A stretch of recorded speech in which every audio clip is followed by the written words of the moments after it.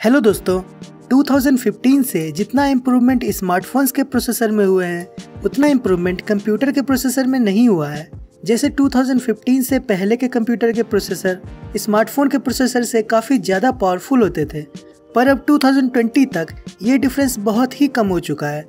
क्योंकि अगर हम अब आर्म बेस्ड स्नैपड्रैगन 865 या फिर एप्पल के A14 प्रोसेसर को देखें तो ये अब इंटेल के कई सारे x86 बेस्ड i5 और i7 प्रोसेसर से भी कहीं ज़्यादा पावरफुल है। और ये इतनी ज़्यादा परफॉर्मेंस देने के लिए इंटेल या AMD के प्रोसेसर के मुकाबले बहुत कम बैटरी यूज़ करता है, यानी कि ज़्यादा परफॉर्मेंस और कम बैटरी यूजेस। और जिस स्पीड से ये आर्म बेस्ड प्रोसेसर इम्प्रूव हो रहे हैं परफॉर्मेंस और पावर इफिशियंसी में, उतनी तेज़ी से x86 प्रोसेसर इम्प्रूव नहीं हो रहे हैं।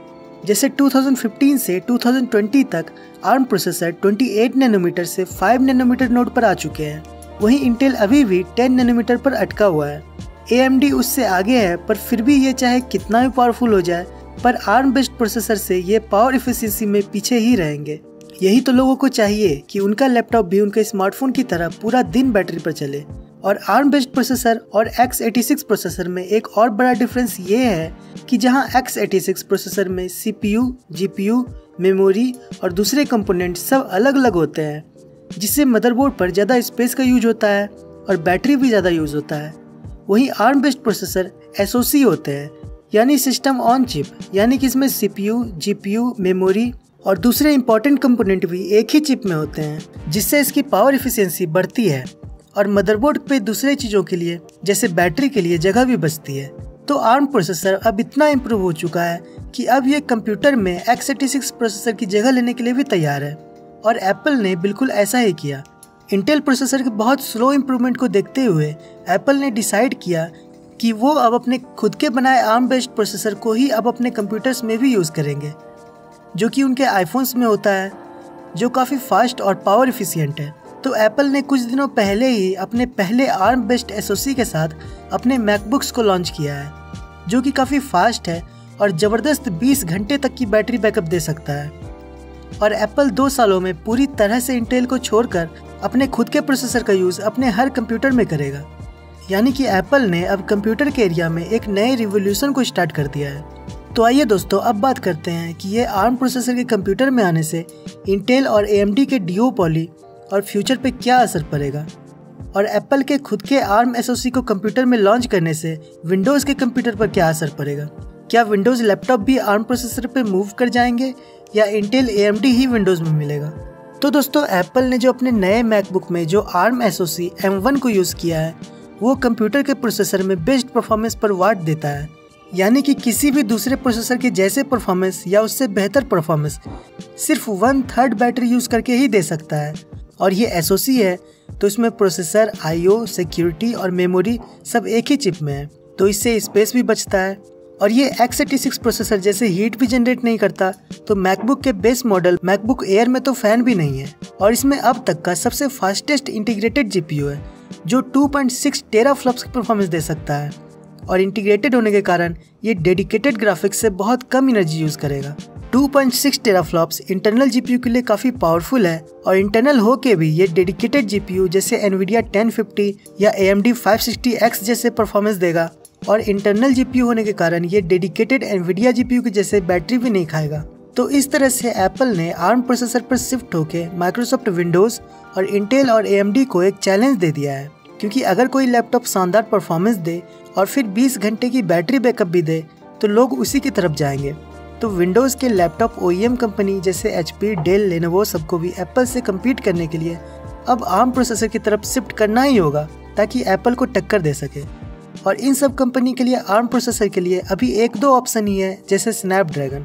पर दोस्तों, विंडोज़ के लिए x86 से आर्म पे शिफ्ट होना उतना आसान नहीं होगा जितना एप्पल के लिए होगा। एप्पल तो 2 साल में ही पूरी तरह से आर्म पे शिफ्ट हो जाएगा, क्योंकि उसके लिए ये आसान है, क्योंकि हार्डवेयर और सॉफ्टवेयर सब उसका ही है, तो इस पे उसका ज़्यादा कंट्रोल है, तो उनके लिए ये आसान होगा। पर विंडोज़ में आर्म प्रोसेसर में चले जाना उतना आसान नहीं होगा, क्योंकि कोई भी ट्रांजिशन विंडोज़ में स्मूथ नहीं होता। जैसे एप्पल ने कब का 32 बिट को बाय बाय कर दिया है, पर विंडोज़ अभी भी 32 बिट को सपोर्ट कर रहा है। और x86 और आर्म प्रोसेसर पर सॉफ्टवेयर अलग अलग तरीके से लिखे जाते हैं, दोनों का इंस्ट्रक्शन सेट अलग अलग होता है।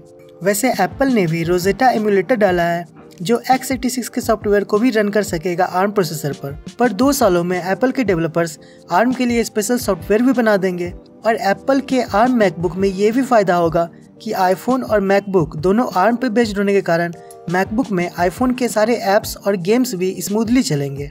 तो एप्पल के लिए ये ट्रांजिशन बहुत स्मूथ होगा। पर विंडोज़ में ऐसा ट्रांजिशन आसान नहीं है।